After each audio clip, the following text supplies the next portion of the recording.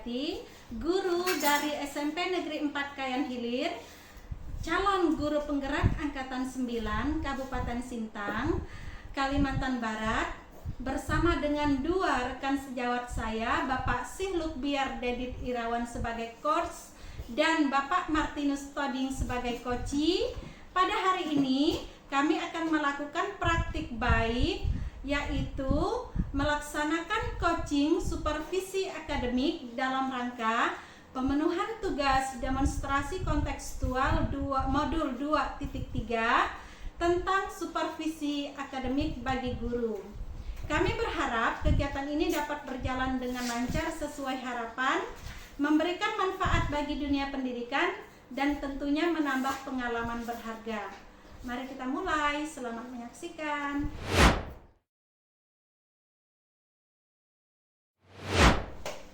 Selamat pagi Pak Dedit. Selamat pagi Bu Dedi.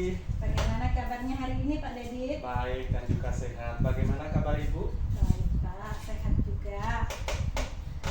Baik Pak, seperti yang sudah kita rencanakan kemarin, bahwa hari ini kita akan melakukan proses coaching ya Pak ya?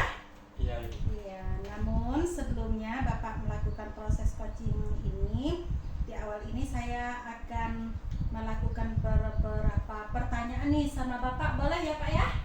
Oh, nggak apa-apa Bu, nggak apa-apa, silakan. Iya, terima kasih ya Pak Dedi. Iya Ibu. Oke, jadi begini Pak, proses coaching yang akan Bapak lakukan nanti akan saya amati dan saya nilai sesuai dengan rubrik penilaian ya Pak ya. Iya. Oke, kemudian apakah proses coaching yang Bapak lakukan ini sudah sesuai dengan alur tirta atau belum? Begitu ya Pak. Kemudian bagaimana Bapak sebagai coach nanti ini memberikan pertanyaan berbobot kepada coachingnya seperti itu, dan juga bagaimana coaching tersebut nanti akan merespon pertanyaan dari Bapak. Bagaimana coaching akan menanggapi pertanyaan dari coachnya, seperti itu ya Pak ya? Iya, iya. Ya, selain itu proses coaching yang Bapak lakukan itu apakah sudah sesuai dengan prinsip coaching? Jadi prinsip coaching ini ada 3 ya Pak, seperti yang kita ketahui bahwa di situ ada kemitraan, ada proses kreatif, dan juga ada memaksimalkan potensi, begitu. Pertanyaan yang pertama yang akan saya tanyakan kepada Bapak adalah kompetensi apa ya Pak yang ingin Bapak gali lebih jauh lagi atau Bapak kembangkan pada proses coaching kali ini Pak? Iya Bu. Yang ingin saya kembangkan dalam diri saya itu ada 3. Seperti yang sudah Ibu sebutkan tadi, ada 3 keterampilan inti coaching, mulai dari kehadiran penuh atau presensi, yang artinya merujuk pada kehadiran emosional yang mendukung seperti simpati atau empati untuk memperkuat hubungan antara saya sebagai coach dengan coachingnya nanti. Dan yang kedua, mendengarkan aktif dengan menyuarakan dukungan, memberikan umpan balik positif, dan secara proaktif terlibat dalam dialog untuk membangun hubungan saling percaya. Dan yang terakhir, keterampilan mengajukan pertanyaan berbobot, terbuka dan reflektif, yang merangsang pemikiran lebih dalam lagi dari coaching saya nanti, dengan tujuan untuk menggali ide, solusi, atau pemahaman yang lebih mendalam dari masalah yang dihadapi coaching saya, sehingga saya bisa mengarahkan atau membimbing coaching saya untuk bisa mencari solusi dari permasalahan yang dihadapinya itu. Oh, seperti itu ya Pak ya? Iya, iya. Oke, jadi di sini kompetensi yang ingin Bapak kembangkan pada proses coaching kali ini ada 3 ya Pak ya? Iya. Oke, yang pertama itu kehadiran penuh atau presence, kemudian yang kedua itu mendengarkan aktif, dan yang ketiga itu mengajukan pertanyaan yang berbobot, begitu ya Pak? Betul. Oke, nah dari ketiga kompetensi inti coaching ini Pak, yang tadi yang ingin diobservasi dan ingin Bapak kembangkan secara spesifik itu yang mana ya Pak? Kan tadi ada 3 yang sudah Bapak sebutkan ini. Iya Ibu, dari ketiga kompetensi inti coaching tadi yang paling ingin diobservasi dan ingin saya kembangkan secara spesifik sih sebenarnya kompetensi dalam mengajukan pertanyaan berbobot Ibu. Jadi karena itu menurut saya agak sulit mengajukan pertanyaan berbobot itu. Ya kadang saya juga kurang percaya diri ketika saya mengajukan pertanyaan-pertanyaan kepada coach. Jadi sehingga saya itu nanti bisa menggali atau memunculkan ide dari si coach tersebut. Dan sebetulnya bukan hanya satu yang ingin saya kembangkan Ibu. Yang kedua itu juga saya ingin mengembangkan tentang kehadiran penuh atau present tadi Ibu. Itu juga masih ingin saya kembangkan karena kadang-kadang saya itu masih belum bisa fokus terhadap permasalahan coach.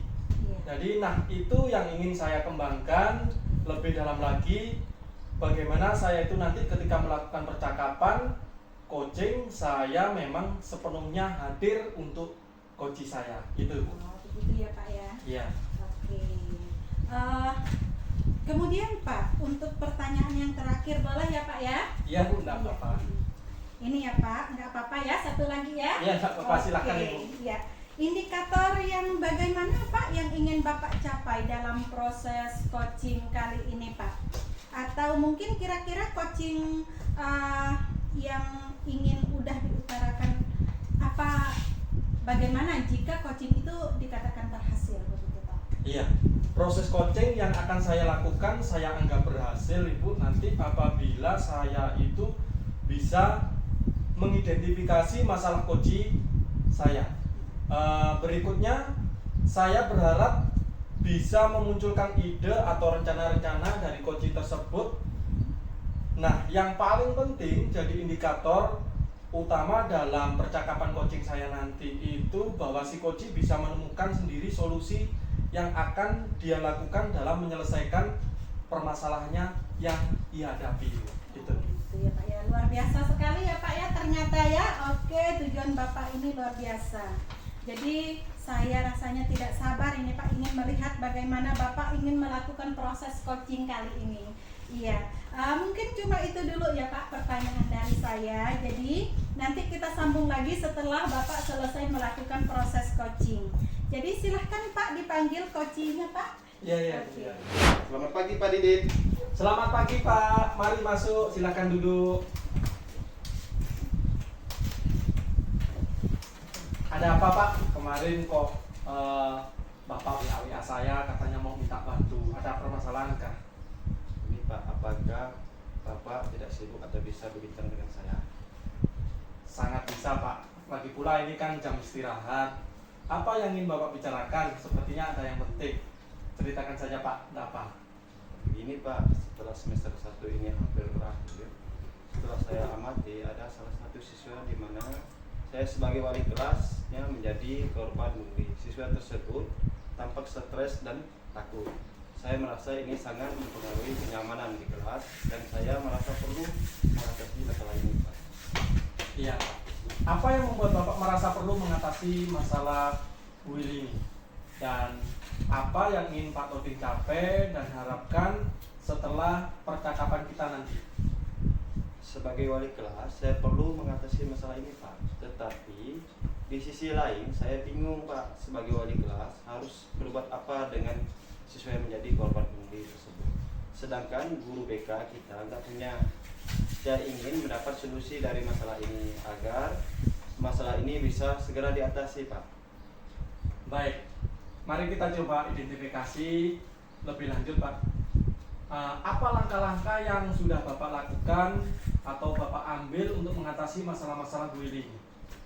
Selama ini saya sudah mencoba mengambil langkah-langkah preventif seperti memperhatikan interaksi antara siswa dan melakukan sesi penyuluhan, namun masih belum cukup efektif juga Pak.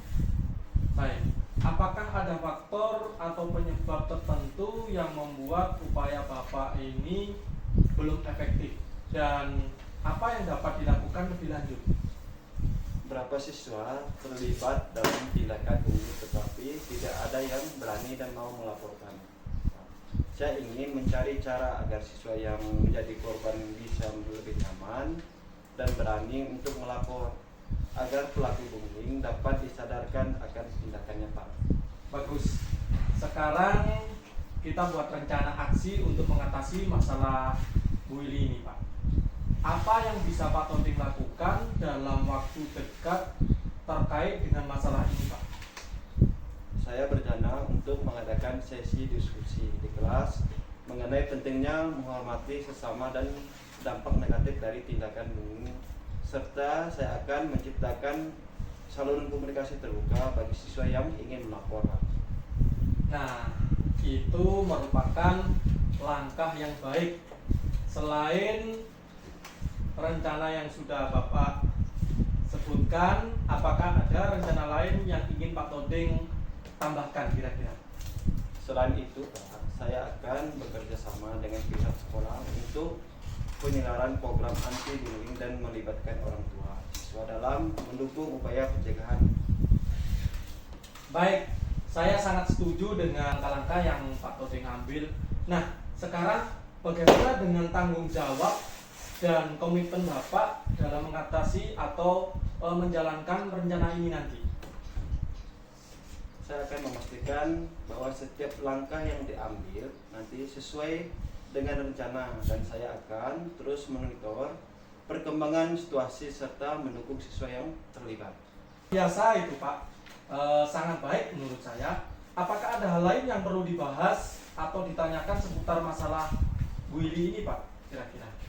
Tidak, Pak. Pada saat ini, Pak, saya berterima kasih atas bantuan dan panduan Bapak dalam mengatasi masalah ini. Tidak masalah, Pak Toding. Saya senang bisa membantu Bapak. Tetap berkomitmen dan bersemangat dalam menghadapi masalah ini ya, Pak. Jika ada perkembangan atau butuh bantuan, jangan ragu atau sungkan-sungkan lagi untuk berbicara dengan saya. Terima kasih banyak, Pak. Saya akan segera menerapkan rencana ini. Semangat, Pak. Semoga berhasil, Pak Toding. Amin. Selamat istirahat juga, Pak. Jadi, saya mohon izin undur diri. Ya, silakan Pak.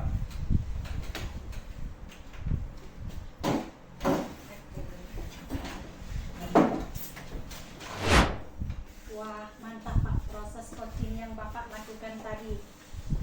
Jujur saya sangat terinspirasi dari proses coaching yang Bapak lakukan tadi. Nah, sesuai dengan percakapan kita di awal tadi, sebelum penutupan saya mau menanyakan beberapa pertanyaan ini, Pak ya. Ya. Oke.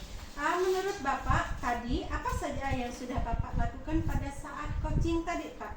Jadi terkait indikator ketercapaian yang diinginkan di awal tadi. Iya.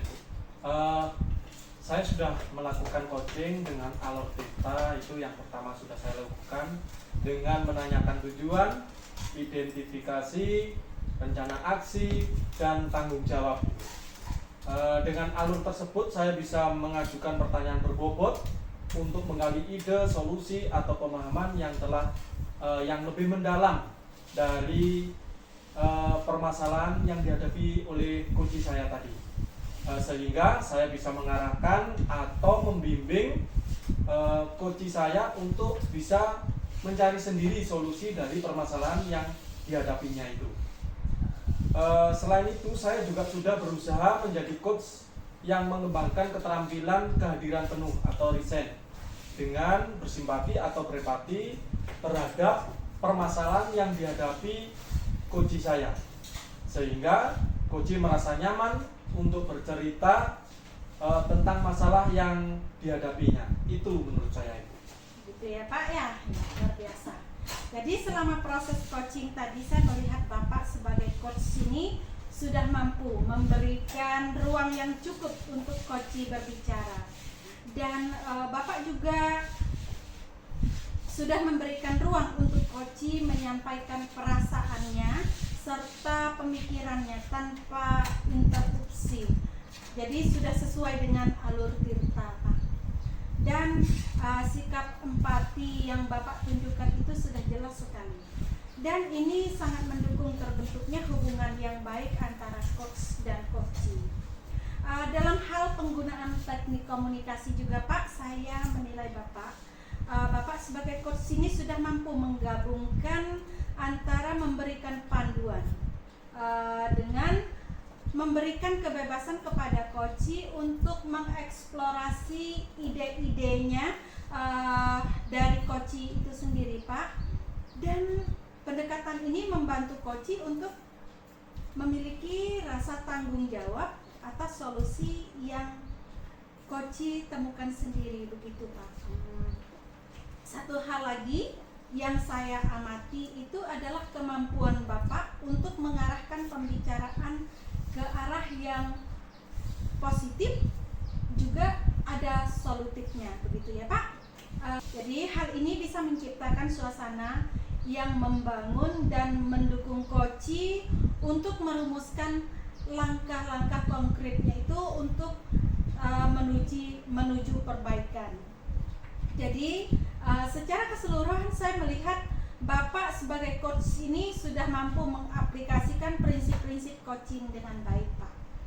Dan kompetensi dalam membuat pertanyaan yang memberdayakan, kemudian mendengarkan dengan empati, lalu dia memberikan ruang kepada coachee dan mengarahkan ke pembicaraan yang positif. Ini adalah aspek yang membuat sesi coaching ini efektif dan memberikan dampak positif pada coachee. Nah, pertanyaan terakhir ya Pak ya, sebelum kita tutup, kira-kira kompetensi apa lagi yang ingin dikembangkan Pak berdasarkan hasil melakukan coaching yang barusan dilakukan tadi ya Pak? Iya Ibu, tentunya dalam coaching saya tadi itu banyak sekali kekurangannya juga. Namun dari itu saya juga ingin mendalami dan memahami proses coaching dengan alur tirta itu untuk lebih baik lagi sebagai perjalanan pembelajaran yang berkelanjutan sayanya nanti, sehingga saya dapat terus mengasah keterampilan dan meningkatkan kompetensi saya sebagai seorang coach nantinya. Iya. Wah, luar biasa Bapak ya. Jadi Bapak akan mendalami lagi ya alur tirtanya supaya Bapak lebih baik lagi ke depannya ya. Iya, betul. Iya. Semoga di setiap sesi coaching yang Bapak lakukan ke depannya itu akan semakin memberikan dampak positif dan kompetensi Bapak ya. Sebagai coach untuk terus meningkatkan kemampuannya. Terima kasih ya Pak atas kerjasama Bapak, partisipasi Bapak dalam observasi ini ya Pak ya. Iya Bu. Sampai jumpa, mungkin di lain waktu kita akan bisa bertemu kembali ya Pak. Iya. Terima kasih Bu sudah mau mengobservasi saya ketika saya melakukan coaching. Sama-sama Bapak. Ya. Selamat pagi, selamat pagi.